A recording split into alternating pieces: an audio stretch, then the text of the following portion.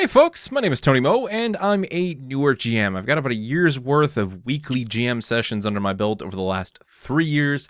I first started dabbling with tabletop stuff with 3.5e.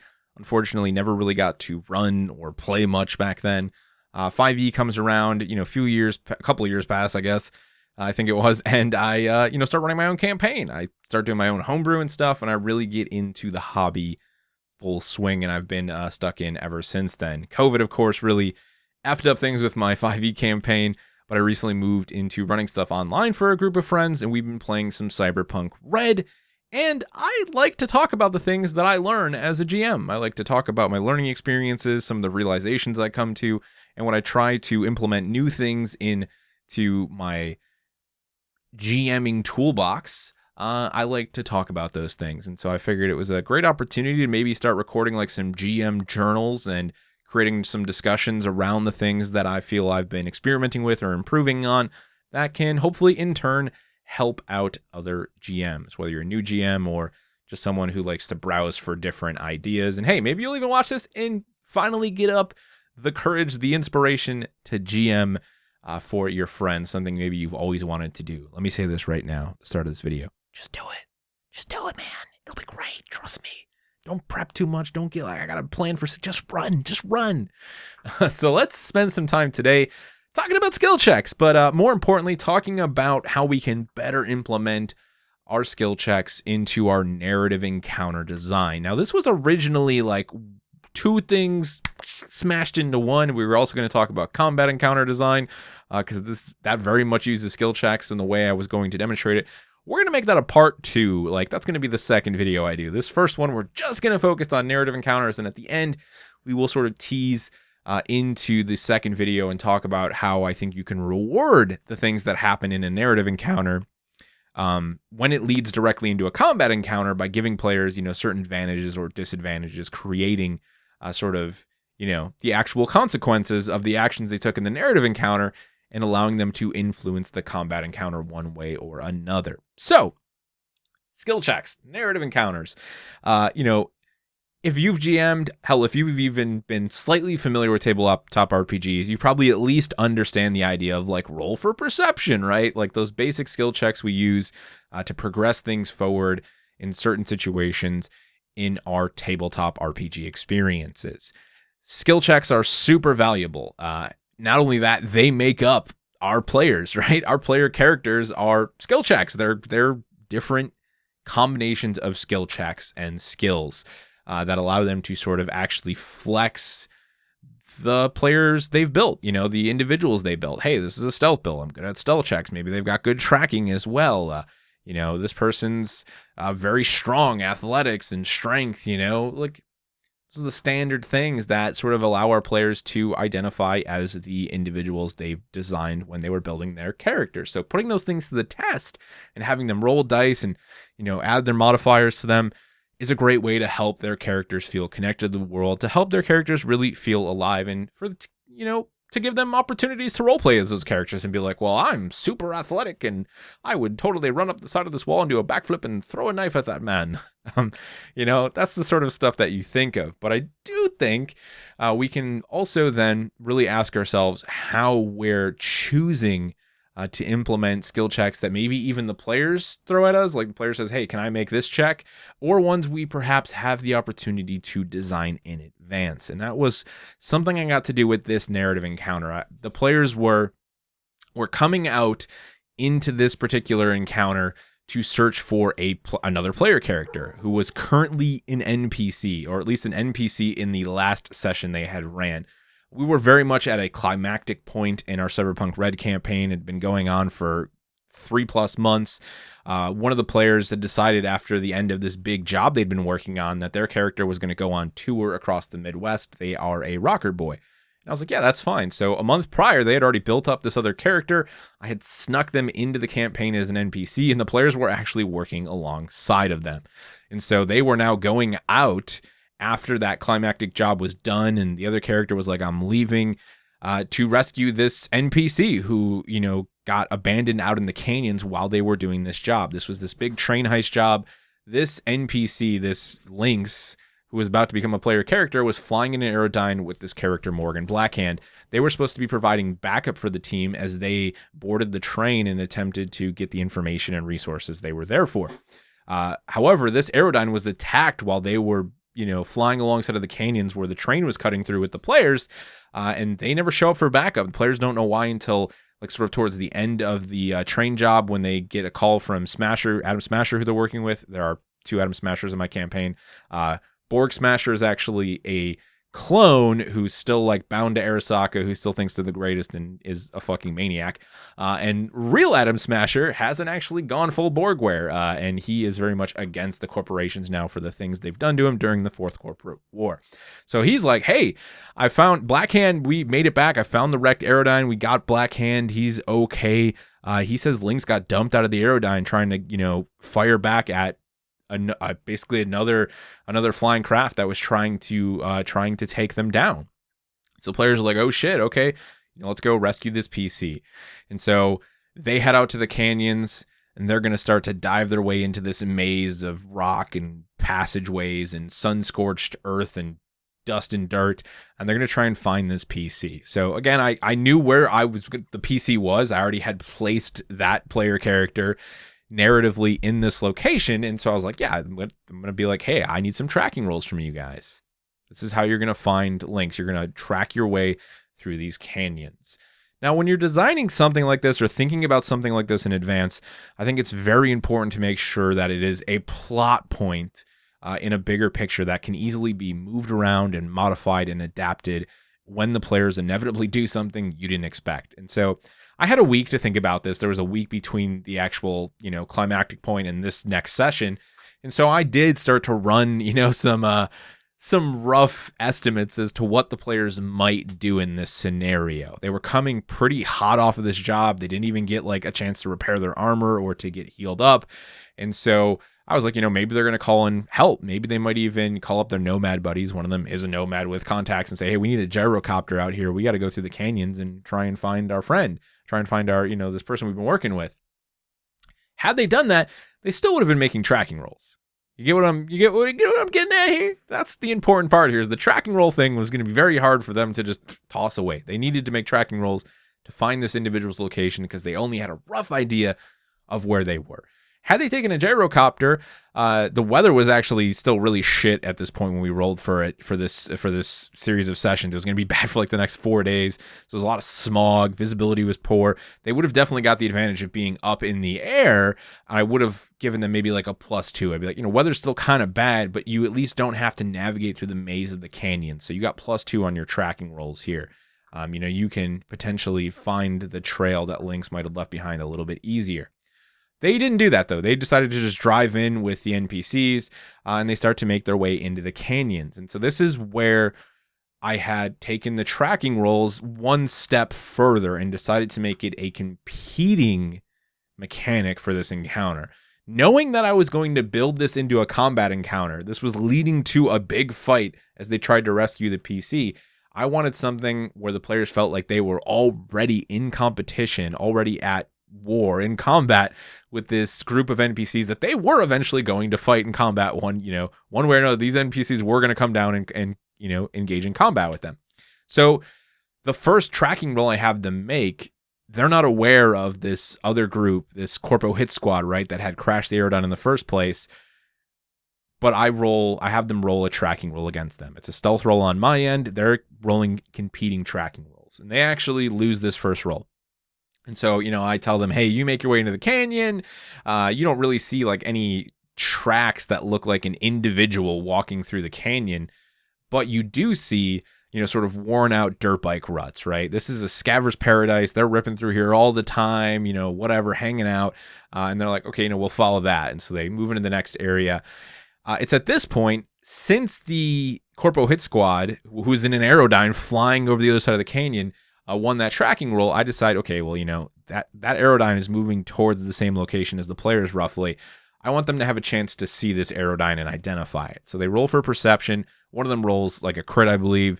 They're like, can I pull out my scope and try and look at this thing? I'm like, yeah, absolutely. You see this blacked out Aerodyne with a Militech corporation, like signature on the side of it, skulking its way through the canyons, flying really low. The side hatch is actually open, and what you recognize as a Corpo hit squad is hanging out of the side of it. Basically, a couple guys with like serious kit and one like Corpo captain looking individual, like kind of making directions. He's got like an earpiece in, you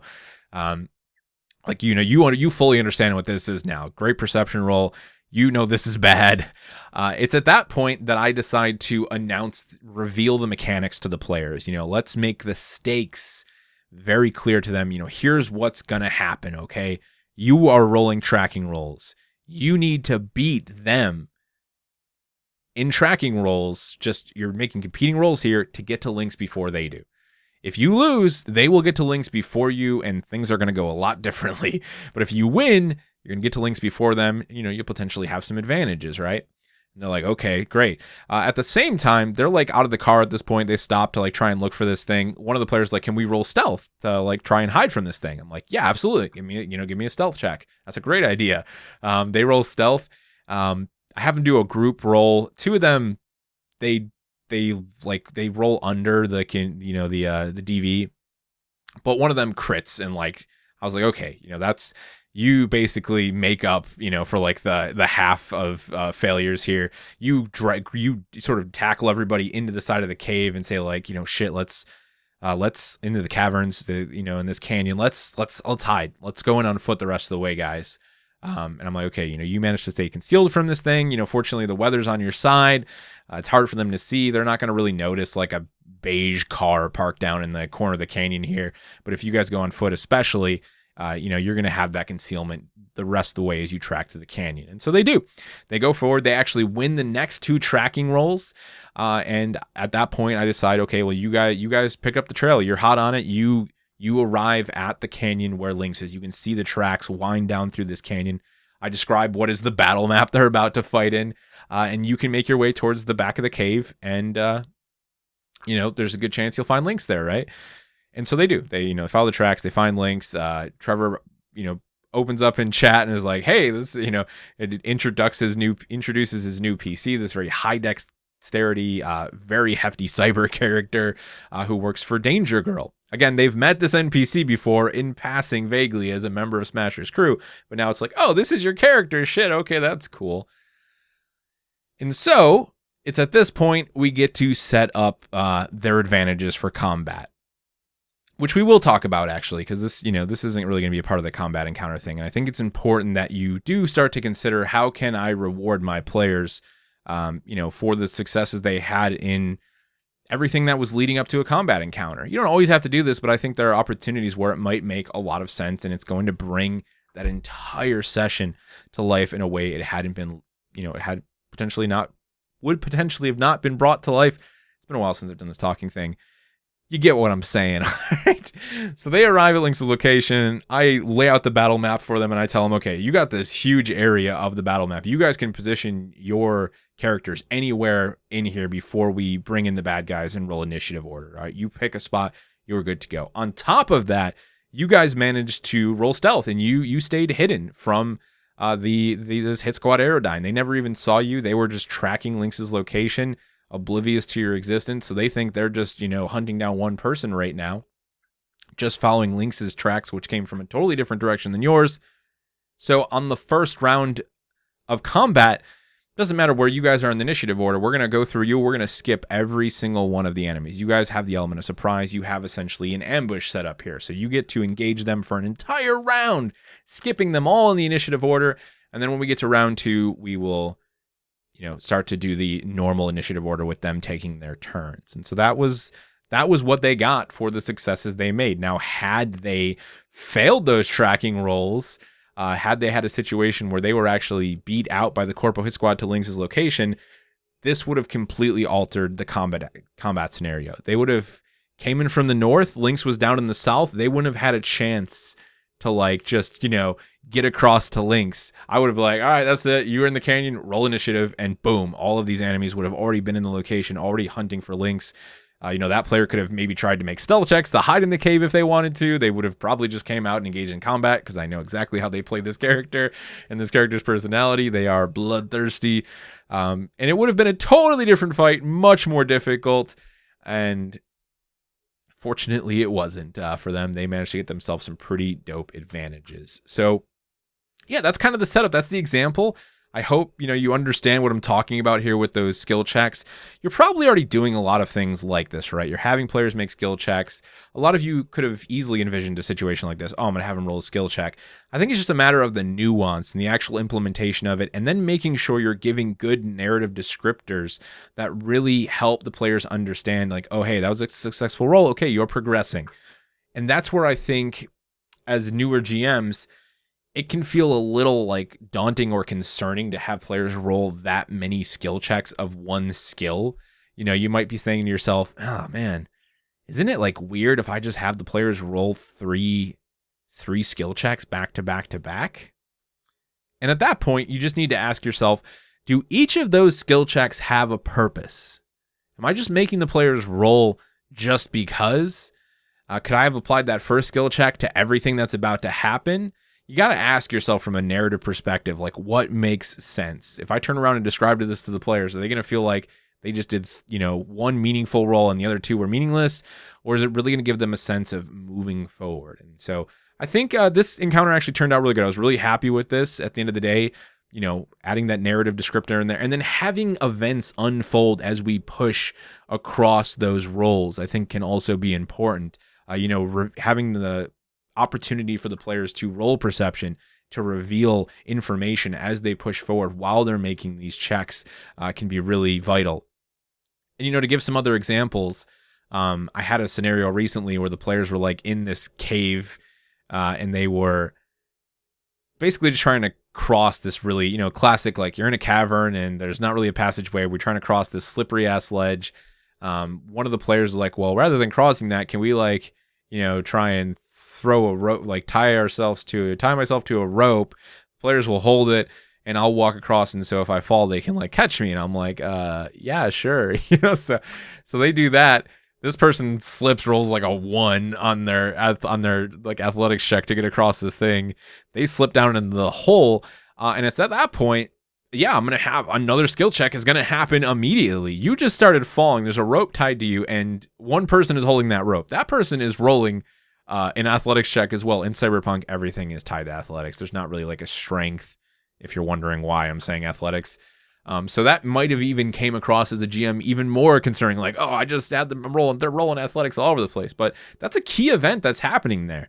Rather than just describe away what happens and be like, oh, this person catches you.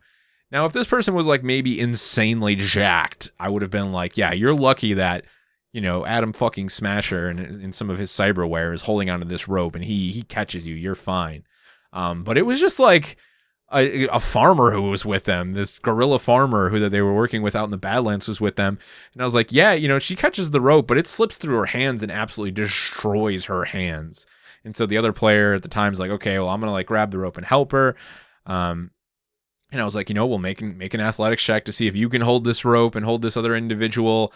Knowing that the person who has fallen is actually a much larger person than the person who's trying to grab the rope. And so, yeah, it made sense to have them roll those back with what ended up being back to back athletics checked before they could, stabilize the situation. I wasn't just going to give it to them and be like, well, okay, you pull this person, instantly up, unless they had rolled really well. Instead, it was like, okay, they're 20 feet down in the cave now at basically the end of this rope. What happens? And the player's like, okay, well, I have my grappling gun. Can I reach down and try and shoot it up to take the weight off here? And they end up resolving the situation. When I first did that encounter, I did to myself. This is one of the most memorable encounters, skill check moments for me as a GM, because there was a moment where I was like, man, I think I made them roll too many skill checks. But it was like, no, everyone was tied to a key plot point. I still think I could have maybe handled it a little bit differently. There were certain bits of information that I wish I would have given the players when they rolled perception. But again, sometimes as a GM, you beat yourself up and you're like, I don't know how that went. And that's okay to ask your players too. I believe I asked them later that night. This was a month and a half ago now that this happened. I was like, hey, was that it was too many skill checks? And And one was, I got to use skills I'd never used before, was their only response. I was like, okay, it was probably fine, and move on with it. But just something to consider. I think also just doing some brainstorming for these sorts of things, right? Like if you have a rough idea of what your player's going to do in the next session, maybe just start thinking to yourself what might happen and make a checklist of skill checks they might try to employ, or that you might even have them try to employ because of things you're going to throw at them. And then ask yourself how you might actually run those skill checks if they happen. Like, okay, so if this happens, just giving yourself hypotheticals, I think, is very valuable for prep. And when I want an encounter to be a little bit more complex or have a little bit more nuance to it, I do a ton of hypotheticals. I might not even end up using any of those, but I can guarantee you the things I've learned from running those hypotheticals is going to help me deal with whatever the players actually throw at me when that time comes and we're live in session. It's going to make it easier to react and be like, okay, you do this happens. This is the skill checks you're going to roll. Let's go. And obviously, when we start bleeding into combat encounters here, things are going to get a little more complicated, but that's for another video. That'll be the next video. We're going to talk about combat encounters and using skill checks to create really interesting moments that can happen almost round after round that will help bring your combat encounters to life. It's something that I've very much been inspired by with what Dimension 20 has done with their combat encounter design. And ever since I started watching a lot of Brennan stuff and like Unsleeping City and Crown of Candy, I'm like, man, I want to do stuff like that in my combat encounters. And so I started doing it. And let me tell you, you can do some really cool shit when you start to think about your combat encounters in that way. So keep an eye out for that video. Probably happen sometime next week if I decide to keep this whole GM journal thing going. If you got any questions for me, feel free to leave them down in the comment section below. Thank you folks for hanging out and listening to me today. Hopefully you learned something. Hopefully you got inspired. And if you did, and you happen to do something like this in one of your encounters, or honestly, you just want to even share some of your experiences with, running skill checks in your campaigns, feel free to leave those stories, those conversations down in the comment section below. I'd love to read them. Take care of yourselves out there. Be awesome to one another. I'll see you around.